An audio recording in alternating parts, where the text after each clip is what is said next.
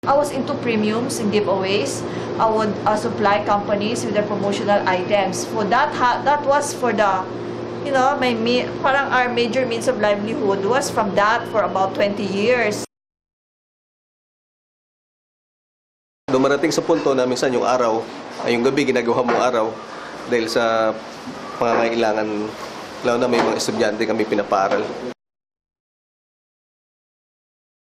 Simula ko ang business noong December 1, 2001 sa Ihabi.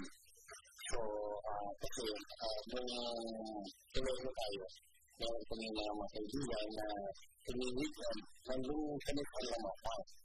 So, naibig ako.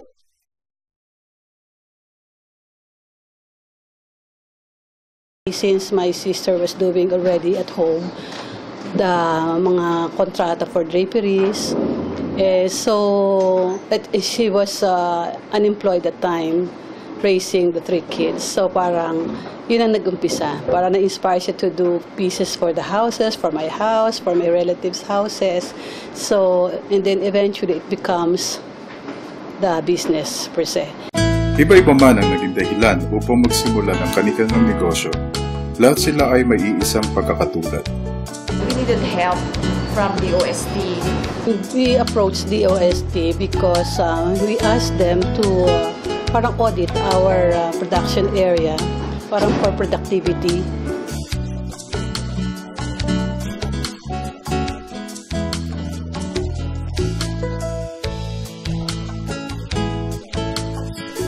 Nakapagbagit sa akin na tumutulong yung DOST sa mga kagaya namin, yung mga small and medium scale entrepreneur. Ang DOST-NCR ay masasabing isa sa may pinakamalaking impluwensyang na ibabahagi sa mga maliliit na negosyo tulad ng King Loy's Enterprise, Pinky's Goodies, Biel's Apiary and Meadery, at Danilin's Furniture. Nag-umpisa to sa maliit lang, tapos isang empleyado, hanggat sa nagdagdag ng ulit pa isa-isa.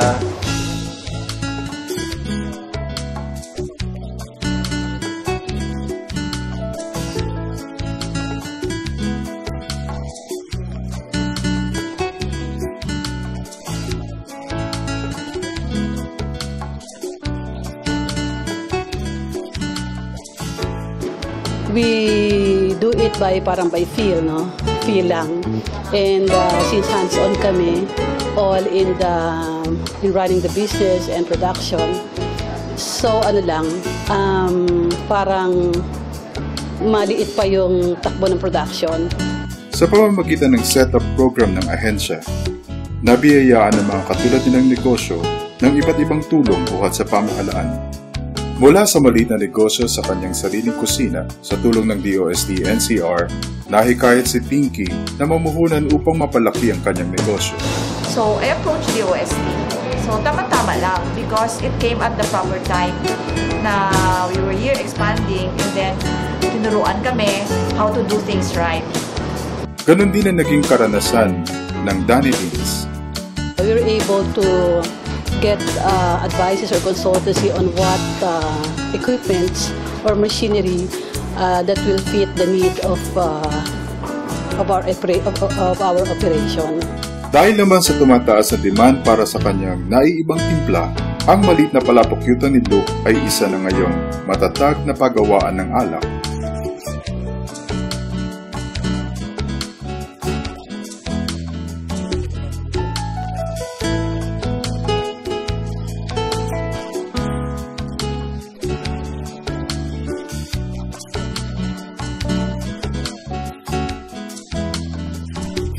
Iba naman ang karanasan ni Pingloy. Dati na siyang namumuhunan, ngunit sa pagdaan ng bahang tulad ni Undoy, natagpuan niya ang kanyang negosyo na walang materyales at kagamitan sa paggawa. It's just so timely na nung na-approve kami ng DOST, dumating yung fund namin. So, nakasurvive kami because of those machineries. Kasi yung mga dati namin machineries, konti lang na-recover namin doon.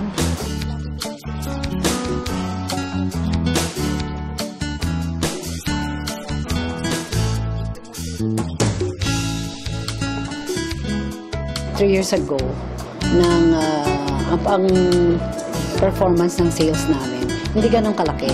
Pero nung nabigyan kami ng mga set-up program, na-assist kami ng DOST, yung quality ng product namin nag-improve. Malaki ang pagbabago.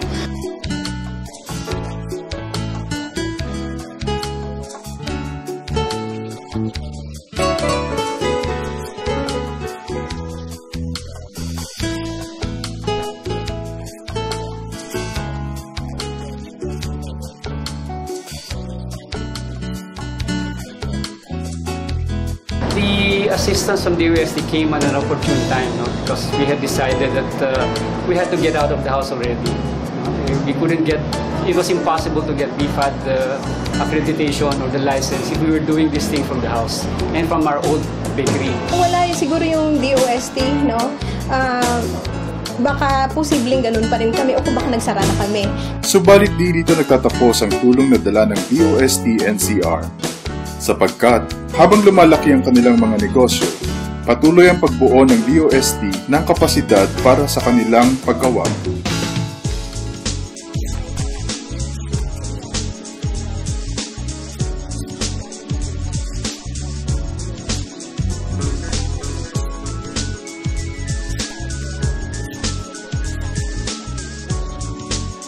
Ang Setup o Small and Medium Enterprise Technology Upgrade Program ay itinatag sa ilalim ng Department of Science and Technology o DOST upang tugunan ang pangangailangan pang-agham sa negosyo.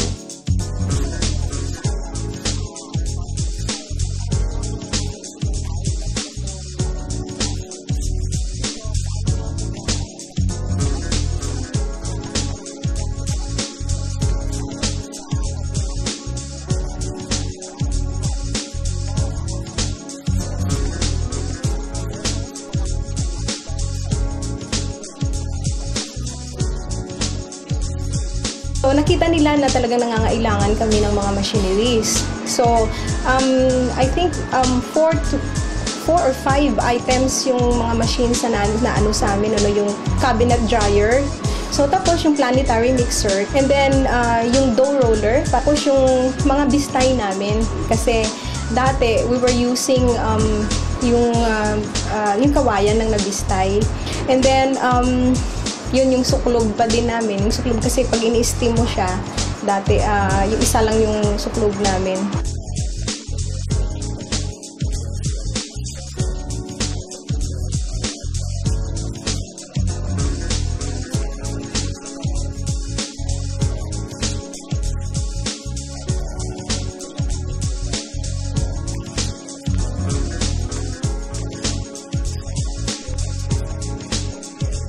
Essentially, we wanted to expand, so we needed the equipment that we got from DOST enabled us to do that.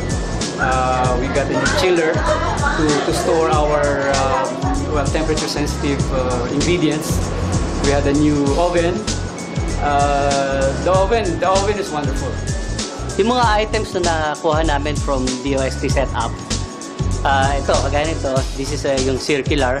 Nakuha namin na yung ating lid o yung hoist. Another item yung aming dust collector. Yung isa nasa finishing area namin, yung painting booth o spray painting booth. Dati wala kaming jointer. Ang jointer namin improvised din. We were able to meet the accuracy sa cutting.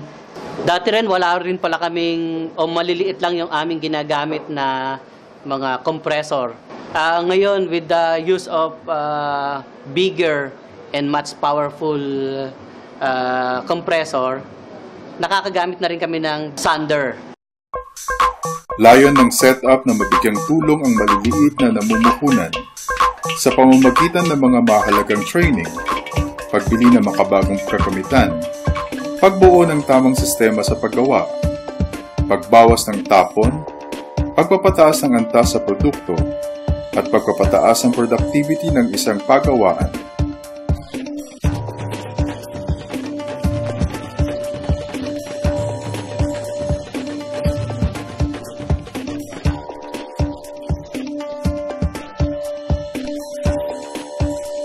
Sa ilalim ng setup, ang mga industriyang nasasaklaw nito ay ang metals and engineering, furniture, food processing, horticulture, gift and holiday decors, at marine and aquatic resources.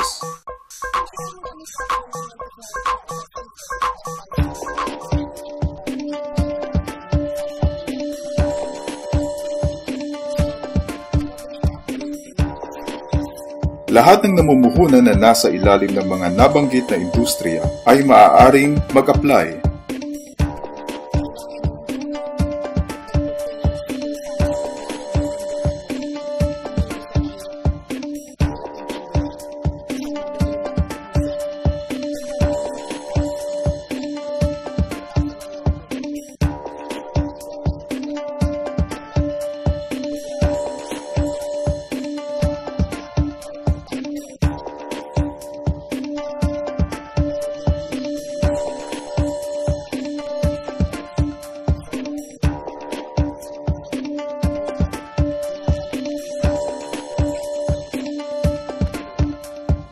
Ang opisina ng DOST-NCR ay matatagpuan sa loob ng Department of Science and Technology Compound, Taguig City.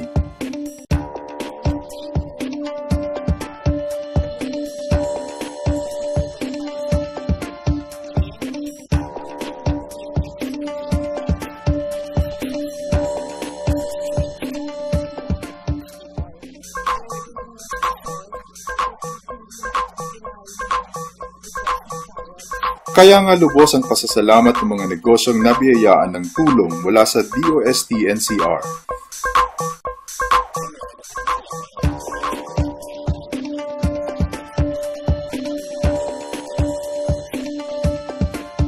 Umabot na kami sa 100% siguro. Yung quota namin naabot namin.